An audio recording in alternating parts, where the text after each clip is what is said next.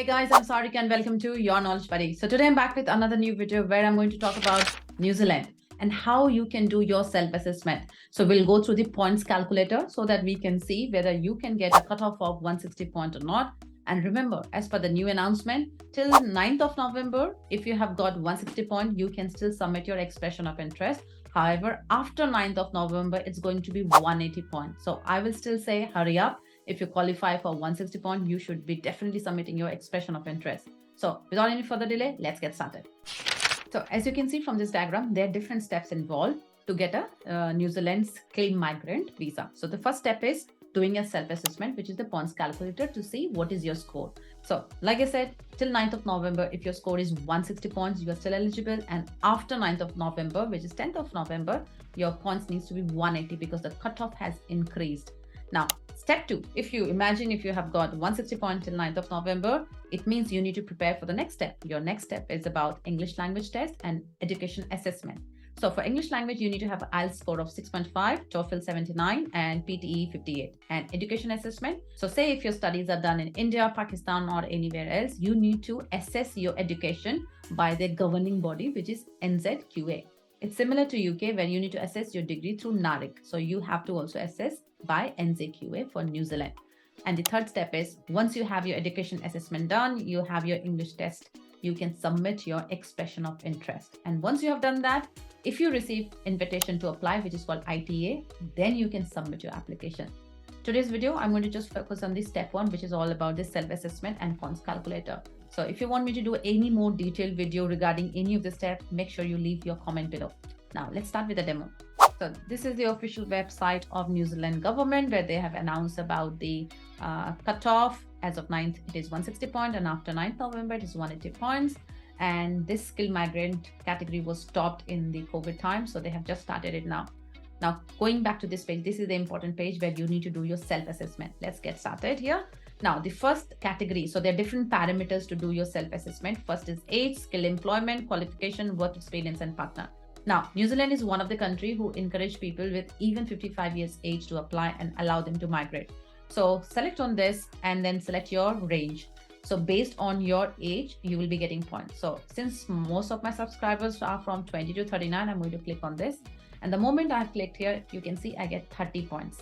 Now, if I scroll next to the next category, which is skill employment.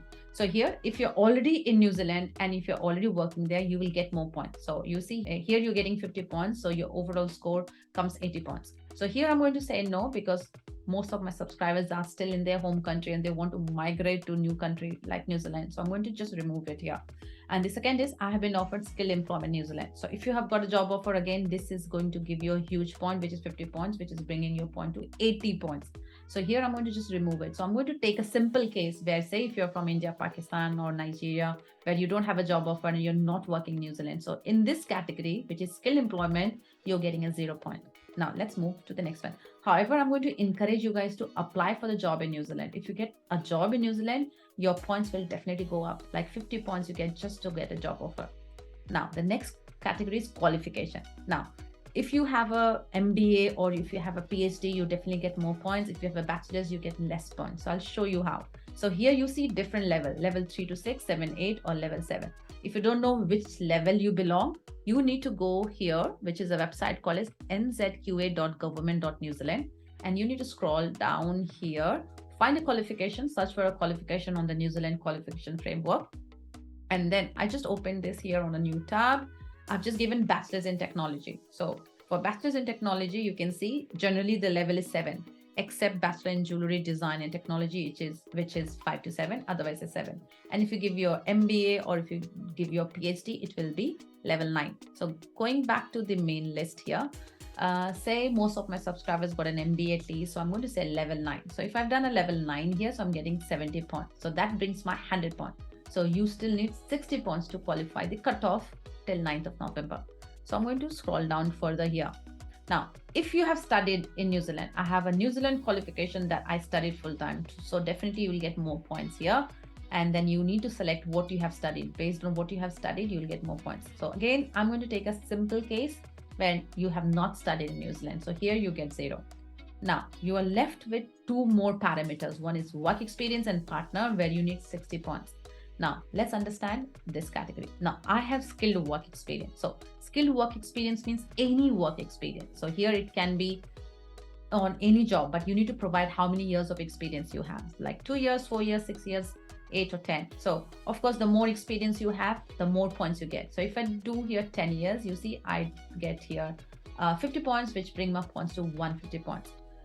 Say I'm going to say 80 points, so I'm getting 140 points at the moment. Okay. Now, if you scroll further, there are more parameters here. I have at least 1 year of New Zealand work experience. If you have that, you get another 10 points here. Now, I'm going to uncheck this. Now, next is I have work experience in area of absolute skill shortage. So if you're wondering what does it mean? So this is the green list of New Zealand. Here you can just give your role and then you can give your industry and see if your job falls here, it means you can get additional 10 points. And if you have worked in that shortage skill for more than a couple of years, you get another 5 points. So you can gain 15 points just because your job is in the green list. So this bunch of jobs here, you can see, you can scroll and look for all the jobs. I've seen all the engineering jobs, I have seen all the medical kind of jobs, and I've seen teachers kind of jobs. So there are plenty of jobs which you can scroll and go through it. So going back to here, I'll say I have work experience in area of absolute skills shortage. So here you see, they will give you how many years of experience you have working in that field, whether it's 2 to 5 years or 6 years or more. If you do 6 years or more, you see you get 15 points. If you say 2 to 5 years, you get 10 points. So let's say 2 to 5 years here. Now let's move to the last category. Now you are left with only one more parameter, which is about your partner, and your score is only 150. So you have still not reached the cutoff, which is 160 points. Now, my partner speaks English at the same level that I'm required to. If yes, then scroll here, and at the bottom, you will be asked for more details. My partner is working in skill employment or has been offered skill employment in New Zealand. So either of this, not both. So say if your partner is working in any of the green lists, like say if you're in IT or you are medical or you're engineer, your partner can also get points. So it's 20 points straight away, and it brings you 170 points. So I'm going to remove this. Now, partner has a recognized qualification. So here, if you click, you need to say which level. So say if your partner has already done MBA, so you will get 20 points. And say if your partner did bachelor's or something, you get 10 points and you still achieve your 160 points. So this is the points calculator. This is how you need to calculate your points. So for 9th of November, this is totally fine. But from after 9th of November, which is 10th of November, the points need to be 180 points. Now, if you qualify for 160 points, you still have chance to submit your expression of interest. So you can go and create your account here. And once you create your account, you need to provide all the details here. The most important bit is you need your education to be assessed by NZQA, which is this one. And then you need to submit your documents, and while filling up the form, you need to provide your number, what number, reference number that they had given you. And in terms of English language as well, say if you have said you know the English language, you have passed the English test, you need to give the details of when you did that. For example, if you just move to the next page here, you need to provide what was the date when you sat for the exam and what was your score. So unless until you provide all these details, you cannot submit your English language. So if you guys already have taken the English language test, make sure you provide all the details and you can submit your expression of interest.